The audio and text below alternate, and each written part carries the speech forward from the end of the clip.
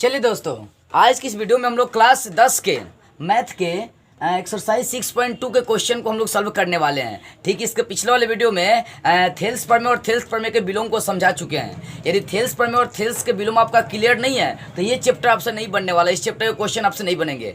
इसलिए सबसे पहले थेल्स का प्रमेय और थेल्स प्रमेय का बिलोम एक बार जरूर देख ले, उसके बाद ही इस एक्सरसाइज पढ़ाएं। तो देखिएगा, यहाँ पर 1 का 1 नंबर क्वेश्चन क्या है। 1 का 1 नंबर में एक त्रिभुज दिया है ए बी सी और ए बी सी। जो थेल्स का प्रमेय समझ चुके हैं, थेल्स का विलोम समझ चुके हैं, उनके लिए बहुत आसान होगा। हालांकि अपना किताब खोल के बैठिए, ये पिक्चर थोड़ा सा धुंधला आपको दिखाई दे रहा होगा, ठीक है ना, ध्यान देंगे। पहली बात, इसमें दिया क्या क्या, देखिए एडी का जो मान है वो दिया 1.5, ठीक है, और एई का मान 1 सेंटीमीटर दिया हुआ है, और यहाँ पर देख सकते हैं डीबी का मान क्या है 3 सेंटीमीटर दिया है। तो आपको ज्ञात क्या करना है, एक नंबर में आपको ईसी ज्ञात करना है। कौन क्या फाइंड करना है, एक नंबर में आपको ईसी फाइंड करना है, ईसी बराबर वाट, और 2 नंबर में आपको ज्ञात करना है एडी, एडी बराबर वाट, आपको एडी ज्ञात करनी है। तो जो एक नंबर क्वेश्चन है उसमें पिक्चर में क्या क्या दिया है आपको दिखाने के लिए, समझाने के लिए मैं बता दे रहा हूँ। एडी, ये जो एडी है, एडी का मान 1.5 सेंटीमीटर। उसके बाद इधर चलता है डीबी, फिर डीबी का जो मान है वो दिया है 3 सेंटीमीटर। इधर चलते हैं एई, एई का मान जो है 1 सेंटीमीटर दिया है, और आपको यही ज्ञात करना है ईसी बराबर वाट। तो यहाँ पर ध्यान देंगे, आपको दे दिया प्रश्न में डीई समानांतर बीसी, ये दिया हुआ है, लिख देंगे यहाँ पर दिया है क्या, डीई समानांतर बीसी। तब यहाँ पर थेल्स का विलोम यूज करेंगे। जब समानांतर होगा तो वहाँ पर थेल्स का प्रमेय लगाएंगे, थेल्स का प्रमेय लगाएंगे तब भुजाएं अनुपातिक हो जाती है थेल्स के प्रमेय के अनुसार। तो थेल्स प्रमेय से अब थेल्स प्रमेय से क्या हो जाएगा, जब समानांतर होता है तब भुजाएं अनुपातिक हो जाएंगे। भुजाएं अनुपातिक कैसे, एडी हो जाएगा, एडी अब बटा डीबी। इधर से चलेंगे साइड से एई अब बटा हाफ ईसी। अब सबका मान पुट कर देते हैं। एडी का मान 1.5 सेंटीमीटर है, ठीक है, अब बटा डीबी का मान 3 सेंटीमीटर है। अब बराबर एई, देख सकते हैं एई, चाहे एई का मान 1 सेंटीमीटर है। अब बटा ईसी का मान नहीं, आपको यही तो निकालना है। अब देखिए यहाँ पर ध्यान देंगे, ये सेंटीमीटर सेंटीमीटर कट, इस ऊपर 1.5 है, नीचे 3 है, तो 1.5 है कम 1.5 है, 1.5 दूना कितना हो जाएगा 3, यानी 1/2 हो जाएगा। यहाँ पर सिर्फ 1/2 अब बराबर 1 सेंटीमीटर अब बटा ईसी। क्रॉस मल्टीपल कर देते हैं, ऊपर का नीचे से, नीचे का ऊपर से, तो 1 का ईसी से गुना करेंगे तो ईसी हो जाएगा, और 2 का 1 से गुना करेंगे तो 2 सेंटीमीटर, यानी यहाँ पर इसी का जो मान आएगा वो आ जाएगा आपका 2 सेंटीमीटर। ठीक है, इस तरह से आपका 1 नंबर क्लियर हो गया। अब 2 नंबर में भी देख लेते हैं, पहले मान क्लियर देख लेंगे कि दिया क्या क्या, दिया है क्या क्या। एडी आपको यहाँ पर निकालना है, एडी का मान नहीं दिया है, एडी बराबर वाट, ठीक है। तो और डीबी का आपको मान दिया, डीबी का मान 7.2 सेंटीमीटर, ठीक है। आगे चलते एई का मान आपको दे दिया है 1.8 सेंटीमीटर, और आपको साथ में इसी का भी मान दे दिया हुआ है, इसी का मान 5.4 सेंटीमीटर। तो इस तरह से आपको ये मान दिया हुआ। अब यहाँ पर चूंकि दिया है, प्रश्न से लिख देते हैं, दिया है कहाँ से, प्रश्न से दिया है कि डी समानांतर है बीसी, लिख देंगे आप डीई समानांतर बीसी। जब डी समानांतर बीसी है तो यहाँ पर थेल्स प्रमेय लगा दीजिए, थेल्स प्रमेय से क्या हो जाएगा, भुजाएं अनुपातिक हो जाएंगी। चलते हैं अनुपातिक करते हैं, एडी हो जाएगा, एडी अब बटा हो जाएगा डी बी, अब बराबर एई अब बटा ईसी, ठीक है। मान पुट करते हैं, एडी का मान नहीं क्या है कि आपको एडी ही निकालना है, अब बटा डीबी का मान 7.2 सेंटीमीटर है, बराबर एई का मान 1.8 सेंटीमीटर, अब बटा ईसी का मान है 5.4 सेंटीमीटर, ठीक है। तो ये सेंटीमीटर से सेंटीमीटर पहले काट दीजिए, और देखो 1.8 का पढ़ा 3 बार पढ़ देंगे तो 5.4 आएगा। मान लीजिए दशमलव आपका खत्म हो गया है तो 18 हो जाएगा, 18 कितना हो जाएगा 54। तो यहाँ पे 1.8 का पढ़ा कितना बार पढ़ दो, 3 बार पढ़ दोगे तो ये कट जाएगी। तो यहाँ बचेगा आपका एडी बटा 7.2 सेंटीमीटर बराबर ऊपर 1 और नीचे बचेगा 3। अब क्रॉस मल्टीपल कर देते हैं, यहाँ से क्रॉस मल्टीपल कैसे करेंगे, ऊपर का नीचे से, नीचे का ऊपर से। एडी का 3 से गुना करेंगे तो हो जाएगा 3 एडी, अब बराबर 7.2 का 1 से गुना कर देंगे तो हो जाएगा सिर्फ 7.2 सेंटीमीटर, ठीक है। अब यहाँ से एडी को छोड़कर 3 गुना में इधर चलाएगा बटा में, तो एडी को छोड़ देते हैं, बराबर 7.2 अब बटा चलेगा 3 और सेंटीमीटर यहाँ पर लिख दो, ठीक है। अब देखो ये 31 होगा, 24 72 होता है, मतलब 2.4 बार में 31 होगा 2.4, इसलिए आपका AD का जो मान आ गया वो आ गया 2.4 सेंटीमीटर। तो इस तरह से आपका 2 का 1 और 2 का 2 क्वेश्चन क्या हो गया, क्लियर हो गया। ठीक है, अब चलते हैं इसका 2 नंबर क्वेश्चन जैसा देखते हैं। किताब खोलिए, बिना किताब खोले आपको समझ में आने वाली नहीं है, इसलिए बार बार रिक्वेस्ट कर रहा हूँ किताब खोलिए और उसके बाद समझते चलिए। अब देखिए 2 नंबर में क्या लिखा हुआ है। 2 नंबर में दिया हुआ है आपको कि PQR की भुजाओं PQ और PR पर क्रमशः E और F बिंदु स्थित है। तो दिखाना है कि प्रत्येक स्थिति में EF समानांतर होंगे QR के। ठीक है, चलते हैं। पहले 2 नंबर के अनुसार जो पिक्चर दिया उसको क्लियर करते हैं कि त्रिभुज PQR एक त्रिभुज है। ले लेते हैं यहाँ पर PQR एक त्रिभुज है, PQR एक त्रिभुज। ठीक है ना। अब इनके बोला है कि PQ, ये बोल रहा है कि PQ और PR भुजाओं पर E, PQ पर बोला है कि E बिंदु स्थित है। ठीक है, और PR पर F बिंदु स्थित है। तो प्रत्येक स्थिति में दिखाना है कि EF समानांतर होंगे QR के, मतलब EF समानांतर होंगे QR के। जैसे स्थिति नंबर 1 पर जांच करते हैं यदि, तो 1 देखते हैं यदि इसका 2 का 1 नंबर, तो 2 का 1 नंबर में दिया क्या क्या उसके अनुसार हम लोग जांच करेंगे। तो 2 का 1 में मान आपको दे दिया है, PE का मान दिया हुआ है, PE का मान दे दिया है 3.9 सेंटीमीटर। ठीक है, EQ का मान दे दिया है, EQ का मान दिया है 3 सेंटीमीटर। ठीक है, और PF का भी मान आपको दिया हुआ है, PF का मान दिया हुआ देख सकते हैं, किताब खोले 3.6 सेंटीमीटर। और साथ में FR का मान दे दिया है 2.4 सेंटीमीटर। तो ये 2 के 1 नंबर में क्या किया है, आपको कुछ वैल्यू दे दिया है और उसी वैल्यू के द्वारा क्या करना है, मान आपको निकालना है, जांच है, मतलब सिद्ध कर देना है ये कि EF पैरेलल होंगे QR के। चलिए जैसा देखते हैं, आप यहाँ पर ये देख रहे हैं, आप यहाँ पे एक काम करेंगे, एक साइड से अनुपातिक भुजा निकालेंगे, फिर एक साइड से अनुपातिक भुजाओं का मान निकालेंगे, दोनों सेम होगा, तब जाकर कहेंगे कि ये समानांतर है QR के। थेल्स का विलोम पड़े ना कि जब भुजाएं अनुपातिक होती है तभी जाके समानांतर होती है, थेल्स का ये विलोम होता है। तो यहाँ से साइड से निकाल लेते हैं। अब चलते हैं, जाँच करते हैं जरा सा। अब ठीक है, अब देखिए यहाँ से उठाते हैं PE अब बटा EQ, साइड वाली मतलब एक साइड वाले भुजा अनुपातिक कर देते थे। PE का मान आपको दिया 3.9 सेंटीमीटर अब बटा EQ, तो EQ का मान दिया है 3 सेंटीमीटर। तो सेंटीमीटर से सेंटीमीटर 31 हो गया, और 3 से 31 हो गया 1.3 बार में, क्योंकि मान लो 39 होगी तो 3 से लगाएंगे तो 39 होता है, तो 1.3 बार में क्या हो जाएगा आपका, कट जाएगा 1.3, यानी इसका जो मान आएगा वो आ जाएगा 1.3। ठीक है, ये आ गया PE अब बटा EQ। यदि इधर का भी बटा करके चलेंगे 1.3 आएगी, तब जाकर बोलेंगे कि ये समानांतर है किसके, QR के। जैसा चल लेते हैं इधर, पुनः देख लेते हैं इधर, PF अब बटा FR, तो PF बटा FR, PF का मान दे दिया आपको 3.6 सेंटीमीटर अब बटा FR का मान है 2.4 सेंटीमीटर। या सेंटीमीटर से सेंटीमीटर 31 हो गया, और दशमलव से दशमलव उड़ा दीजिए, क्योंकि ऊपर भी दशमलव के बाद 1 अंक, नीचे भी दशमलव के बाद 1 अंक, तो ऊपर कितना हो गया, 36 हो जाएगा, दशमलव उड़ा दिए हैं, ऊपर 36 हो गया और नीचे 24 हो गया। काट दीजिए इसको 12 से, 12 बढ़ती है 36 और 12 दूना 24, मतलब निकल गया 3/2। 3/2 को भाग करेंगे तो 1.5 आएगी। क्या दोनों मान सेम है? नहीं, यहाँ पर लिख देंगे चूंकि साइड वाला PE अब बटा EQ, PE बटा EQ, ठीक है, बराबर नहीं है, नॉट इज इक्वल नहीं है PF बटा FR के। मतलब कहने का मतलब दोनों का वैल्यू क्या हो गया, सेम नहीं आया। ठीक है ना, तो PE बटा EQ बराबर नहीं है PF बटा FR के, साइड वाला मान इस साइड के मान के बराबर नहीं है। तो लिख देंगे अतः EF is not is equal QR के। मतलब कहने का मतलब है कि EF समानांतर नहीं होगा QR के। कैसे?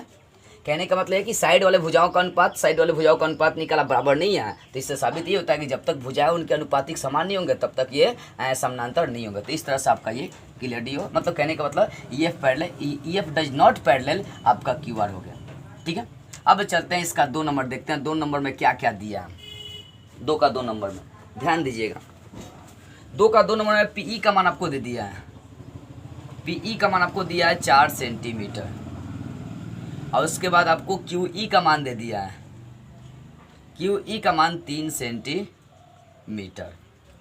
ठीक है, उसके बाद और कौन कौन मान दिया यहाँ पर नीचे लिख देते हैं। उसके मान पी एफ, उसके बाद पी एफ का मान दे दिया है 8 सेंटीमीटर,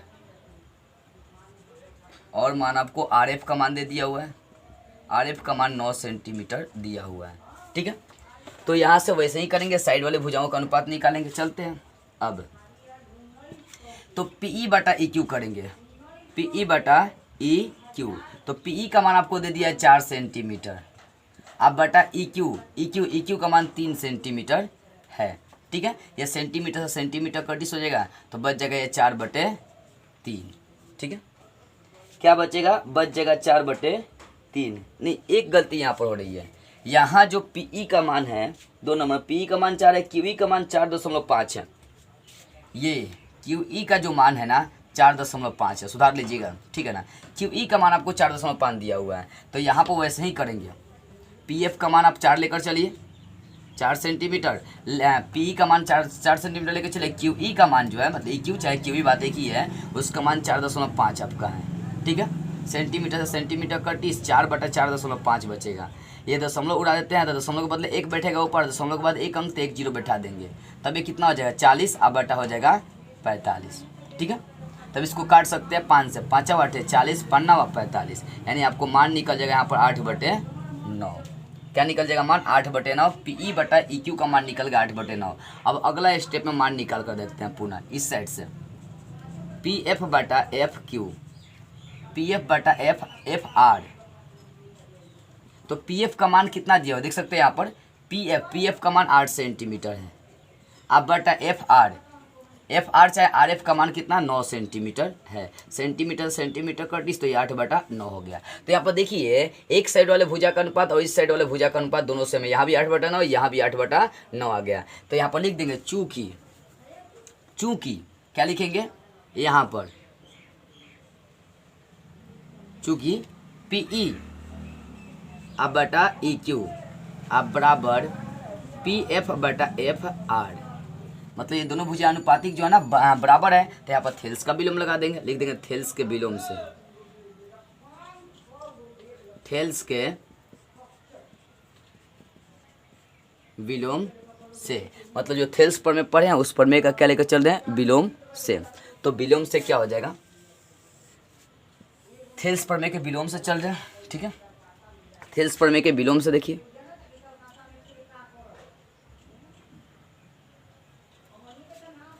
तो थेल्स पर में का विलोम लगाएंगे तो भुजाएं जब अनुपातिक होती है तो वहाँ पर भुजाएं समानांतर हो जाती है, इसलिए यहाँ पर लिखना पड़ेगा E F parallel Q R. आपको यही दिखाना था, तो यहाँ पर E F parallel Q R हो गया। तो इस तरह से 2 का 1 और 2 का 2 क्लियर हो गया। अब 2 का 3 भी जरा सा देख लेते हैं, इस साइड वालों को मैं मिटका दे रहा हूँ समझाने के लिए। ठीक है, अब 2 का 3 देखिए, आप किताब खोलिए और समझिए 2 का 3, इस साइड में ध्यान देंगे 2 का 3। चलिए 2 का 3 आपको देखना है। 2 का 3 दिया क्या क्या है मान, उस पर जरा सा फोकस करते चलिए। 2 का 3 में आपको दिया है पी क्यू का मान दिया हुआ है, पी क्यू का मान आपको दे दिया है, पी क्यू का मान 1.28 सेंटीमीटर। ठीक है, और उसके बाद पी आर का मान आपको दिया हुआ है,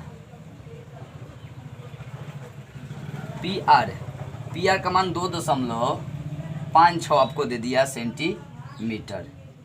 पी क्यू पी आर का मान दे दिया, और पी ई का भी मान आपको दे दिया है, पी ई का मान दिया हुआ है 0.18 सेंटीमीटर, और साथ में आपको मान दिया है पी एफ का भी मान दे दिया है, पी एफ का मान दिया है 0.36 सेंटीमीटर।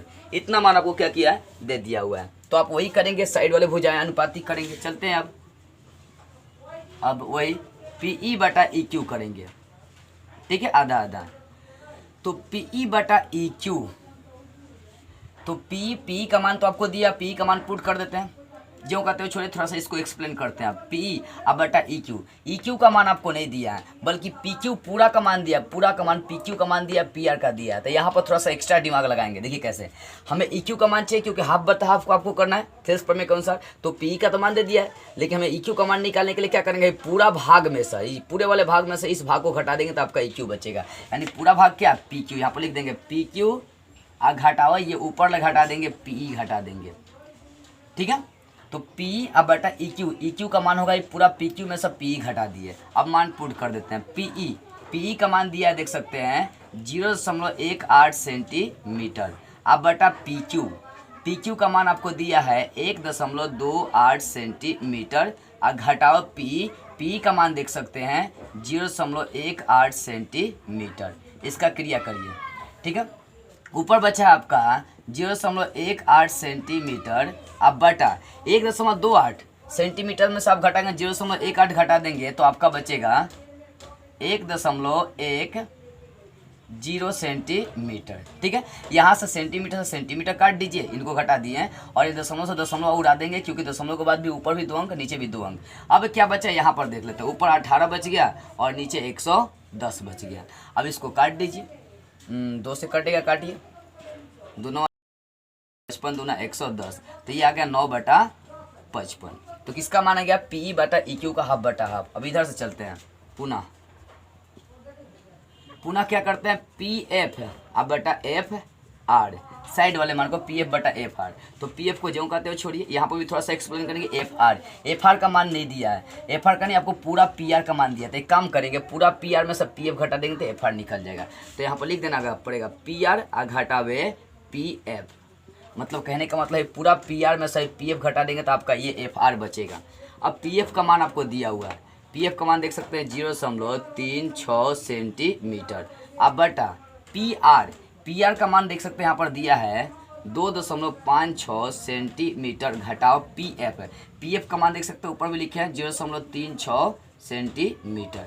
अब इसका क्रिया करते हैं 0.36 सेंटीमीटर होल बटा, यहाँ पर देंगे, ध्यान देंगे 2.56 में से 0.36 घटा लेंगे तो ये बचेगा आपका 2.20 सेंटीमीटर, ठीक है, 220 के आसपास बचेगा।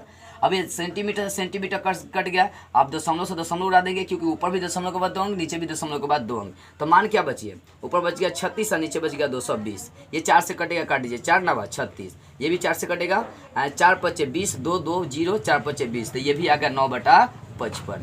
तो यहाँ भी 9/55, यहाँ भी 9/55, यानी इधर वाले आधे आधे भुजाओं का अनुपात 9/55, इधर वाला भी सेम है। इसका मतलब दोनों क्या पैरेलल है। यहाँ पर लिख देंगे चूंकि PE बटा EQ इज इक्वल PF बटा FR, इसलिए थेल्स प्रमेय के विलोम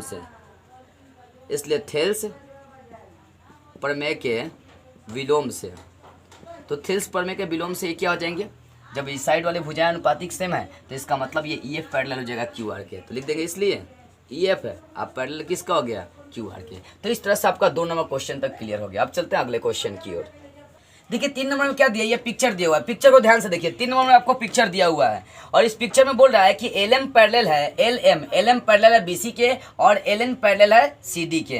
तब आपको दिखाना है कि AM बटा AB और बराबर AN बटा AD, आपको ये दिखा देना है, ठीक है ना। पहले जो दिया है ना उसको उठा लीजिए, दिया है क्या क्या दिया है पिक्चर में वो देखते हैं। पिक्चर में दिया है कि LM पैरेलल है, ये LM पैरेलल है BC के, ठीक है।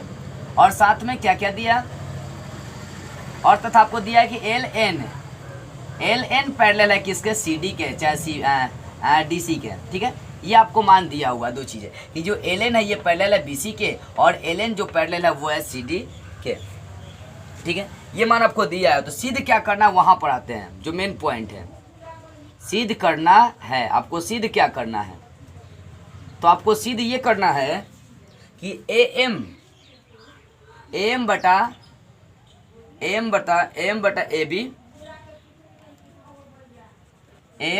AB बराबर दिखाना है AN बटा AD,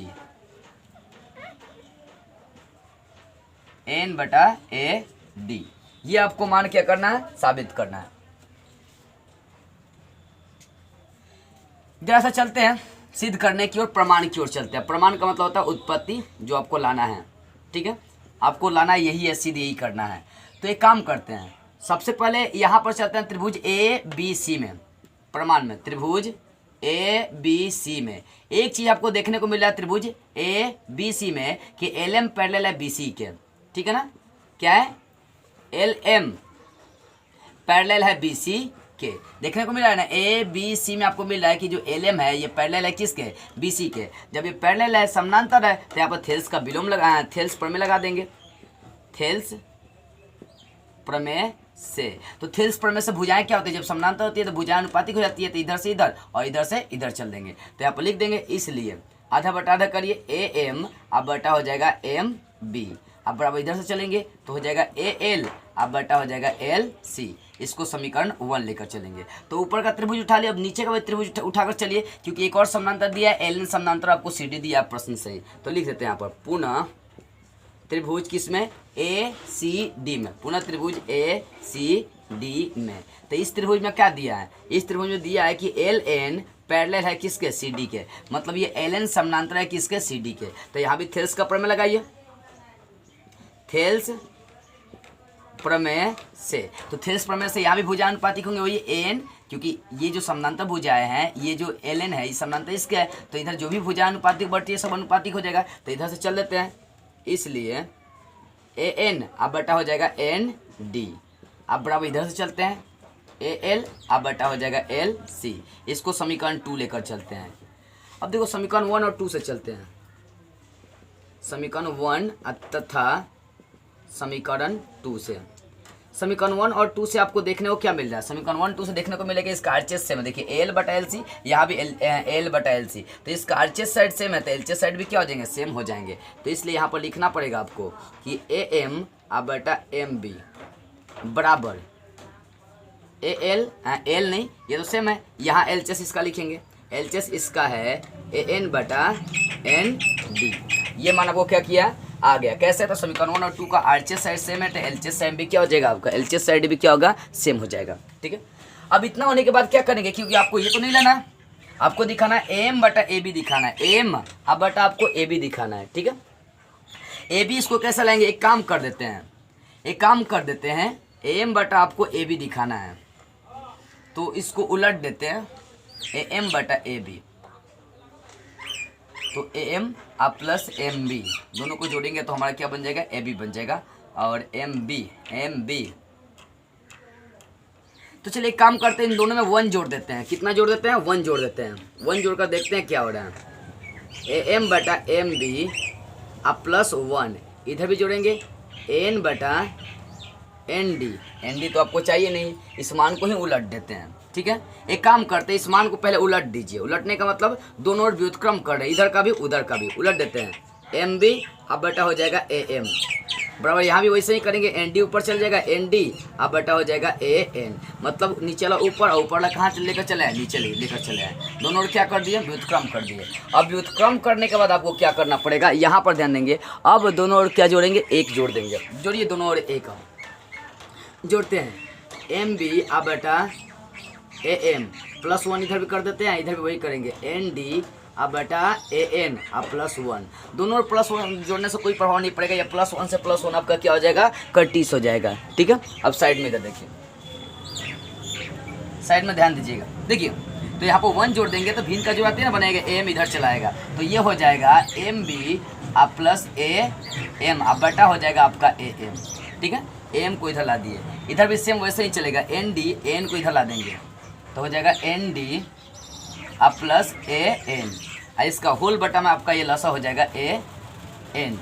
ठीक है, अब देखो M B plus A M, ध्यान देंगे ये एम बी अब plus A M B plus A M half half जोड़ेंगे तो ये पूरा आपका ए बी बन जाएगा, तो ऊपर ए बी बन जाएगा, अब बटा क्या है ए एम बराबर, यहाँ पर ध्यान देंगे N D plus A N, यहाँ देखिए ये वाला एन डी अब प्लस ए एन जोड़ेंगे तो आपका पूरा ए डी बनेगा, तो ऊपर आपका बन गया ए डी अब बटा हो गया ए।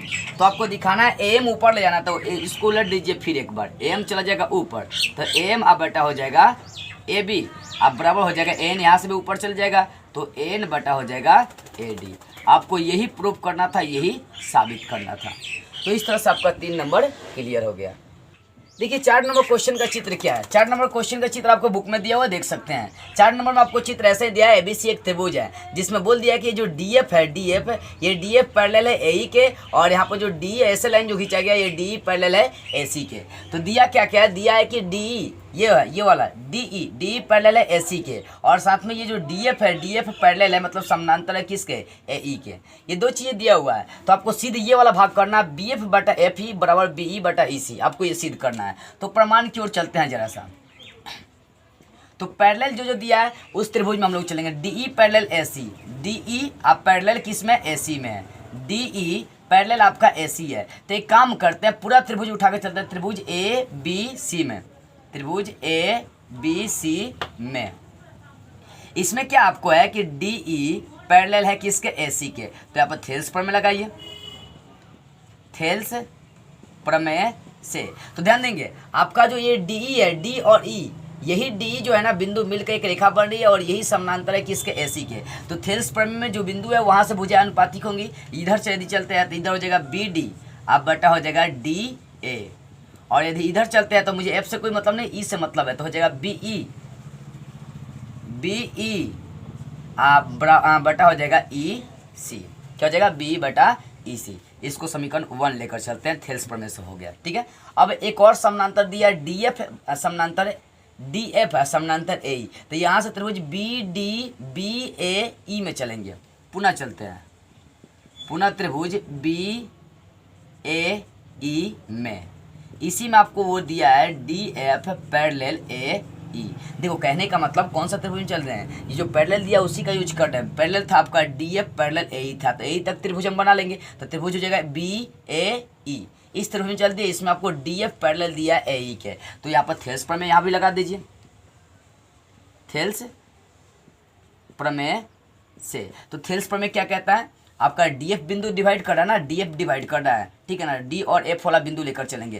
तो ये बिंदु किसको किसको डिवाइड करेगा, इधर वाले भुजा को और इधर वाले भुजा को। यहाँ E तक सीमित है, यहाँ A तक सीमित है, तो इधर से उठाएंगे थेल्स प्रमेय से, तो हो जाएगा आपका इसलिए BD बटा हो जाएगा DA। आप बराबर इधर से चलेंगे तो इधर से हो जाएगा BF, अब बटा हो जाएगा FE। ये हो गया समीकरण 2, ये हो गया समीकरण 2। अब देखिए समीकरण 1 और समीकरण 2 से चलते हैं। समीकरण 1 तथा समीकरण 2 से, समीकरण 1 और 2 में क्या देख रहे हैं, समीकरण 1 और 2 में देखिए LHS सेम है ना, देख रहे हैं ना कि BD बटा DA, BD बटा DA। जब LHS साइड सेम होता है तो RHS साइड भी सेम हो जाते हैं। तो यहाँ पर लिख दीजिए, इसलिए BE अब बटा हो जाएगा EC, अब बराबर हो जाएगा इसका RHS साइड है BF, अब बटा हो जाएगा FE। तो यहाँ पर क्या किया है, B बटा EC को इसको उस साइड कर दिया। तो यहाँ पर ये भी लिख सकते हैं आप, इसको ऊपर लिख देते हैं BF बटा FE, आप बराबर इसको लिख देते हैं BE बटा EC। आपको यही प्रूव करके क्या करना था, दिखाना था। तो इस तरह से आपका ये वाला भाग क्या हो गया, प्रूव्ड हो गया। तो 4 नंबर क्वेश्चन भी क्लियर हो गया। देखिए क्वेश्चन नंबर 5 में क्या दिया, ये पिक्चर दिया, अपना किताब में पिक्चर देखिए, ठीक है ना। तो किताब में आपका पिक्चर ये दिया कि PQR एक त्रिभुज है, ठीक है, जिसमें ये बोल दिया है कि ये जो आपका ये DE है, ये D, ध्यान देंगे D बिंदु है, पहले तो DEF है, PQ के अंदर एक त्रिभुज आपका बना हुआ है, ठीक है ना। उसके बाद ये है आपका कि ऐसा ये पूरा का पूरा पिक्चर दिया हुआ है। इस पिक्चर में ये बता दिया कि जो D दिखाई दे रहा है, ये D समानांतर इस OQ के है। देखिए D समानांतर किसके, OQ के। ये वाला जो भाग D है, D समानांतर OQ के। इधर से भी वही दिया है कि DF जो है ना समानांतर है किसके, OR के। तो बोला DF समानांतर OR के है, तो आपको सीधे ये करना है कि जो EF ये लाइन है, EF समानांतर होंगे किसके, QR के। तो आपको दिया क्या क्या है कि DE समानांतर है OQ के, ये वाला DE समानांतर है OQ के, और साथ में DF समानांतर है OR के, तो DF समानांतर OR के। तो जो समानांतर दिया है उसी से उत्पत्ति हम लोग करेंगे। चलते हैं आप, उत्पत्ति का मतलब हो गया प्रमाण, आपको जो साबित करना है, ठीक है ना। तो पहली बात ये किस में पैरेलल दिया है, DE पैरेलल OQ। देखते हैं किस त्रिभुज में आएंगे, DE पैरेलल OQ, ये पूरे में आएंगे POQ में आ जाएंगे। लिखेंगे त्रिभुज POQ में, तो POQ में चलेंगे तो आपका ये पैरेलल हो जाएगा DE पैरेलल होगा किसके, OQ के। तो यहाँ पर थेल्स प्रमेय लगा देते हैं, थेल्स प्रमेय से साइड में मैं लिख रहा हूँ। जब थेल्स प्रमेय लगाएंगे तो क्या हो जाएगा, थेल्स प्रमेय लगाएंगे तो D और जो E बिंदु है उनकी जो भुजाएं बनेंगी वो अनुपातिक हो जाएंगी। तो यहाँ E से आपका भुजाएं बनेगा PE और उधर हो जाएगा EQ, तो PE बटा हो जाएगा EQ। इधर से D से जो आपका बन रहा है किसमें, POQ में चल रहे हैं आप, तो यहाँ पर D से जो बनेगा भुजा आपका हो जाएगा DP, आप बटा हो जाएगा D से आपका O चलेगा तो ये हो जाएगा DO, तो DP बटा हो गया DO, ठीक है। तो ये हो गया समीकरण 1। अब जो दूसरा पैरेलल समानांतर दिया उसको उठाइए, पैरेलल क्या दिया है, तो इधर DF पैरेलल है OR, तो ये आपका OPR में, मतलब OPR त्रिभुज में चलेंगे। चलते हैं आप पुनः त्रिभुज किसमें, पी ओ आर में।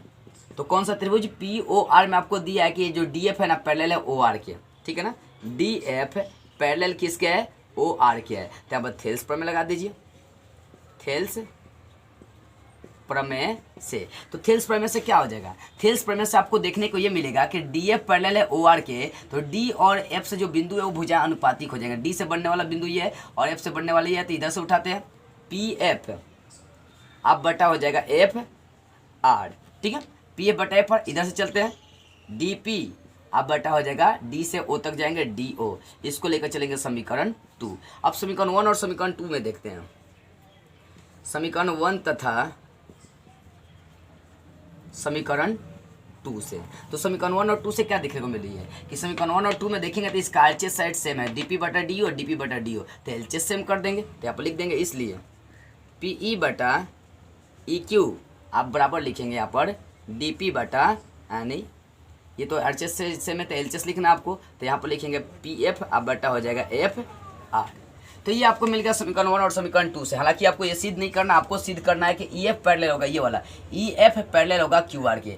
अब ध्यान देंगे यहाँ पर ई जो है ना किस किस भुजा को बांटेगा, तो पी क्यू को बांटेगा पीई बटा ई क्यू में, और एफ जो है ना बांटेगा वो पी एफ बटा एफ आर में। वही देखिए पीई बटा ई क्यू आ गया और पी एफ बटा एफ आर आ गया, मतलब ये सारी भुजाएं अनुपातिक हो जा रही है, इनकी इस साइड और इस साइड वाली की भुजाएं क्या हो रही है, अनुपातिक हो जा रही है, और इसके बांटने वाला ई और एफ है। तो यहाँ पर जानते हैं जब समान अनुपात में भुजा अनुपातिक होती है, बराबर हो जाती है, तो इसका मतलब है कि वहाँ पर थेल्स का विलोम लगाते हैं। थेल्स का जैसे ही विलोम लगाएंगे तो ई एफ समानांतर हो जाएगा क्यू आर के। तो यहाँ पर लिखेंगे थेल्स के विलोम से, थेल्स के विलोम से, तो थेल्स प्रमेय के विलोम से क्या हो जाएगा, ये ई एफ पैरेलल हो जाएगा, इसलिए ई एफ समानांतर है किसके, क्यू आर के। कैसे, देखिए पहली बात ये साइड वाली भुजा अनुपातिक होगी, जब साइड वाली भुजा अनुपातिक हो गई तो इसका मतलब इनको बांटने वाला ई एफ है, तो ई एफ से रेखा बनेगा, वो रेखा किसके समानांतर हो जाएगा, क्यू आर के। तो आपको यही दिखाना था कि E F proof E F parallel है किसके, क्यू आर के। तो इस तरह से आपका ये क्वेश्चन जो है ना क्लियर हो गया 5 नंबर। 6 नंबर क्वेश्चन देखिए, 6 नंबर क्वेश्चन में पिक्चर देखिए किताब में, देखिए क्वेश्चन में मतलब 6 नंबर क्वेश्चन में आपको ये पिक्चर दिया हुआ है।